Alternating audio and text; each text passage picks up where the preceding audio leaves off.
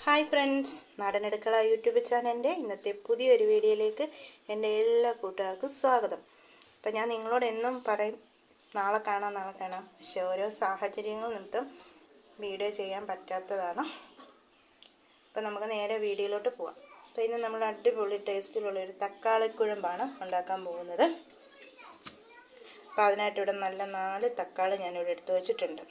പിന്നെ നമുക്ക് വേണ്ടത് ഇത് ശർക്കരപ്പാനിയാണ്.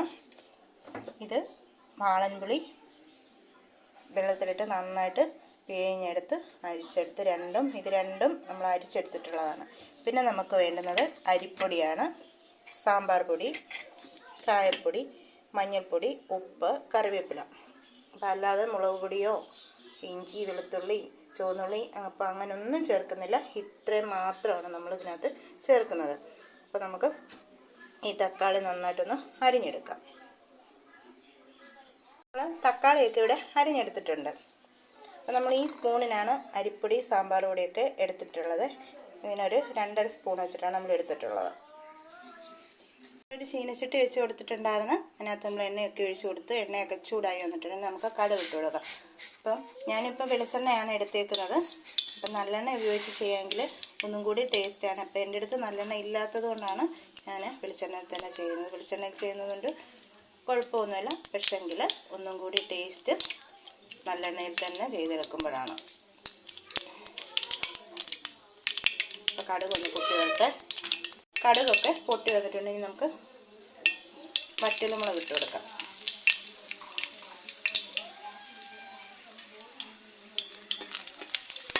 വറ്റൽമുളക് ഇടാമെന്ന് നിർബന്ധമില്ല, ഉണ്ടെങ്കിൽ ഇട്ടാൽ മതി.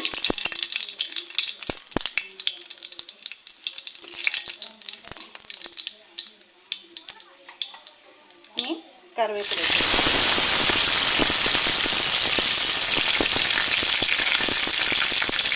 വളരെ പെട്ടെന്ന് ഉണ്ടാക്കിയെടുക്കാവുന്ന ഒരു വിഭവം തന്നെയാണ് തക്കാളിക്കുഴമ്പ്. നമ്മുടെ ഈ സ്ഥലത്തോട്ടൊന്നും ഇത് കൂടുതലായിട്ടൊന്നും ആരും ഉണ്ടാക്കാറില്ല. അപ്പോൾ ഇത് ചപ്പാത്തിക്കും ചോറിനും ദോശയ്ക്കും ഇഡലിക്കും ഒക്കെ കഴിക്കാൻ നല്ലതാണ്. ഇനി നമുക്ക് നമ്മൾ തക്കാളിയൊക്കെ ഇട്ട് കൊടുത്തിട്ട് ഇനി നമുക്ക് മഞ്ഞൾപ്പൊടി, ഉപ്പും കൂടി ചേർത്ത് കൊടുക്കാം.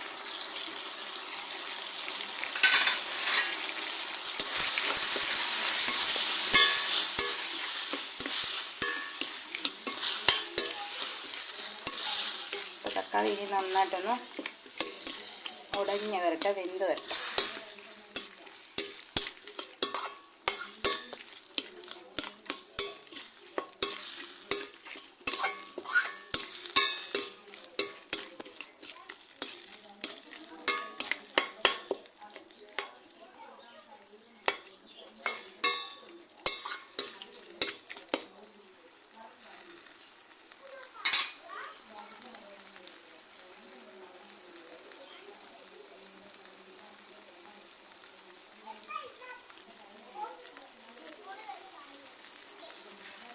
ഇനി നമുക്ക് സാമ്പാർ പൊടി ചേർത്ത് കൊടുക്കാം. സാമ്പാർ പൊടി ഇട്ട് കൊടുത്തിട്ടുണ്ടായിരുന്നു. ഇനി നമുക്ക് കായപ്പൊടി ചേർത്ത് കൊടുക്കാം. ഒരുപാട് വേണ്ട, നമ്മൾ സാമ്പാർ പൊടിയല്ലേ ഇട്ടേക്കുന്നത്, അപ്പോൾ ഒരുപാട് ആവശ്യമില്ല. അപ്പോൾ നമ്മൾ സാമ്പാർ പൊടി, കായപ്പൊടിയൊക്കെ ചേർത്ത് കൊടുത്തു. ഇനി നമുക്ക് അരിപ്പൊടി ചേർത്ത് കൊടുക്കാവേ. അരിപ്പൊടി ചേർത്തു. അതേപോലെ തന്നെ ഇനി നമ്മൾ ചേർത്ത് കൊടുത്തത് പുളിവെള്ളമാണ്, വാളൻപുളിയുടെ ശർക്കരപ്പാനി.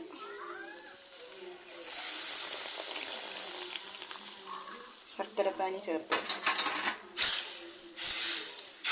ഇനി നന്നായിട്ട് ഇതൊന്ന് മിക്സ് ചെയ്ത് കൊടുക്കാം.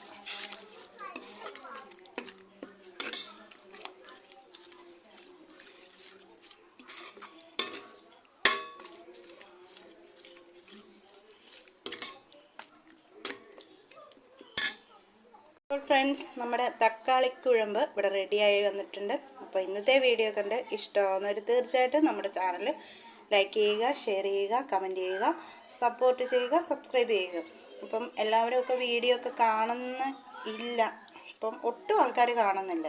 നമ്മുടെ ഈ നാട്ടുകാർ പോലും നമുക്കൊരു സപ്പോർട്ട് തരുന്നില്ലെന്നുണ്ടെങ്കിൽ നമ്മൾ പിന്നെ ഇങ്ങനെ ഒരു പക്ഷേങ്കിൽ നമ്മൾ ആരാണെന്ന് അല്ലെങ്കിൽ നമ്മൾ എന്താണെന്ന് അറിയാത്തത് കൊണ്ടായിരിക്കാം എന്ന് ഞാൻ വിചാരിക്കുന്നു. ആരെയും കുറ്റം പറയുമല്ല.